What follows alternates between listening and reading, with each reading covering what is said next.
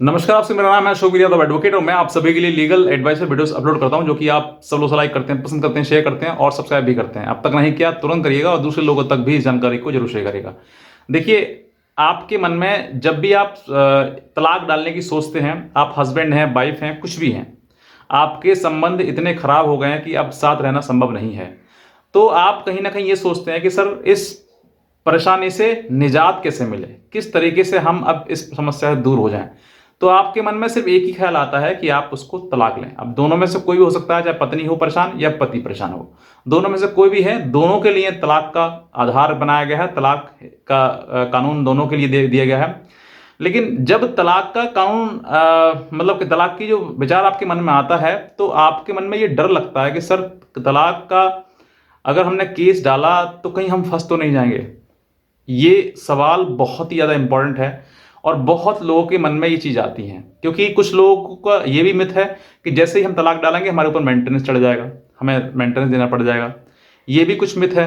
कुछ लोगों का ये भी मिथ है कि सर हमने तलाक का केस फाइल कर दिया और उसको दूसरी पार्टी को पता लग गया तो हमारे ऊपर वो दूसरे और मुकदमे कर सकती है हमारे ऊपर। तो आज इस चीज़ की जो असमंजस की जो कहानी है, जो आपके मन में रहती है, चाहे पति हो या पत्नी हो, तो वो आपको मैं आज बताना चाहूंगा। इसके लिए इस वीडियो को देखने के बाद आपके मन में से जो भ्रम है बिल्कुल खत्म हो जाएगा।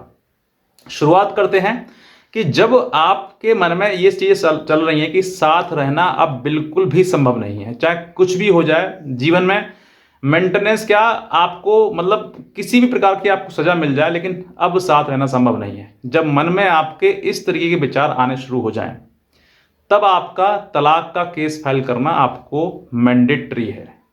अब तलाक के कुछ नियम कानून समझ लीजिए, कुछ ऐसे नुकसान फायदे जो भी आपके मन में आते हैं, मैं आपको वो एक एक करके सब बता देता हूं।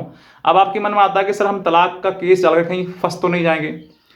तलाक का केस जब सोचकर देखिए कि आपके सामने कोई ऑप्शन है ही नहीं, जीवन साथ रह सकते ही नहीं, तो आपको कहीं ना कहीं आपको जीवन आपको बढ़ाना होगा। और बढ़ाना है तो कानूनी प्रक्रिया यही है कि आप एक पत्नी से अलग हों और फिर दूसरा आप विवाह कर सकें। तो आप उसके लिए आपको डाइवोर्स का केस फाइल करना पड़ेगा। अब आपके मन में सर ये भी आता है कि सर हम फंस गए, हमारे पास ऊपर मेंटेनेंस चढ़ गया। तो पहली बात तो ऐसा कुछ है नहीं कि आप डाइवोर्स का केस फाइल करके मेंटेनेंस को देना पड़ जाएगा, मैंडेटरी ऐसा कुछ भी नहीं है।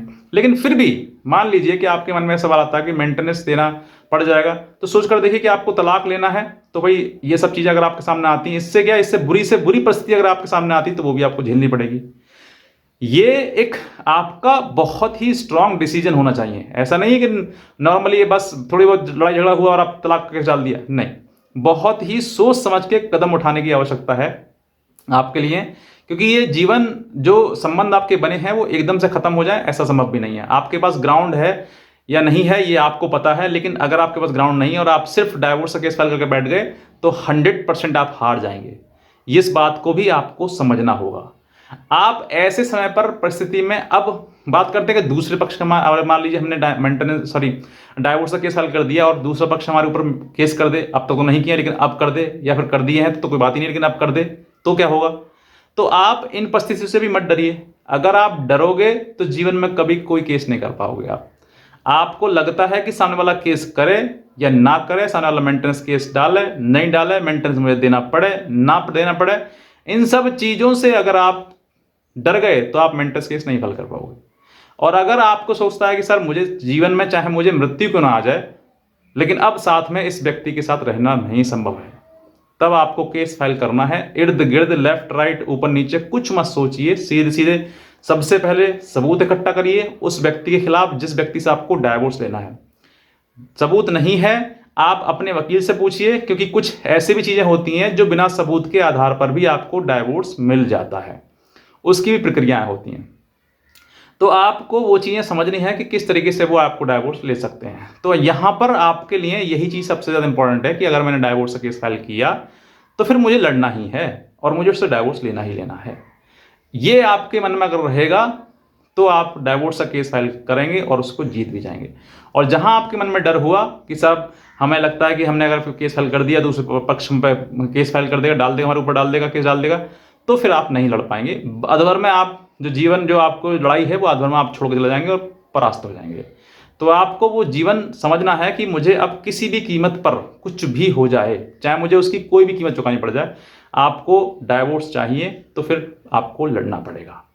एक सीधा सिंपल रास्ता है। कहते हैं ना कि जब परीक्षा होती है आपकी तो फिर परीक्षा में फिर इधर उधर नहीं देखना होता, सीधे अपना टारगेट देखिए, उसी टारगेट को आपको हिट करना है, उसी को देखना है। तो इस तरह मत सोचिए, सिर्फ आप अपना जीवन सोचिए कि मुझे जीवन सही करना है, खराब करना है। आपका गलती से क्या गलती हुई, क्या नहीं हुई, वो सब छोड़िए। बस अपने आप को सही साबित करिए। और आप किस तरीके से आप लड़ सकते हैं, आप अपने एडवोकेट से पूछिए, या फिर आप हमारे दिए हुए नंबर पर हमें लीगल हेल्प हमारी भी ले सकते हैं, हमसे भी आप जानकारी आप ले सकते हैं। तो बस मैं इतना ही कहना चाहूँगा। और अगर आप नए हैं इस चैनल पर तो तुरंत सब्सक्राइब कर लें, ताकि ऐसी ही वीडियोज़ आपके तक पास पहुँच सकें और दूसरे लोगों तक जरूर शेयर करें, ताकि उन लोगों के मन में जो ऐसे विचार रखते हैं क्या होगा क्या नहीं होगा, तो उनके मन में भी थोड़ा सा क्लियरिटी आ सके और इन विचारों से वो लोग जो है वो बाहर निकल सकें। तो बस मैं इतना ही कहना चाहूँगा। आपका आज का वीडियो में आपसे बहुत धन्यवाद।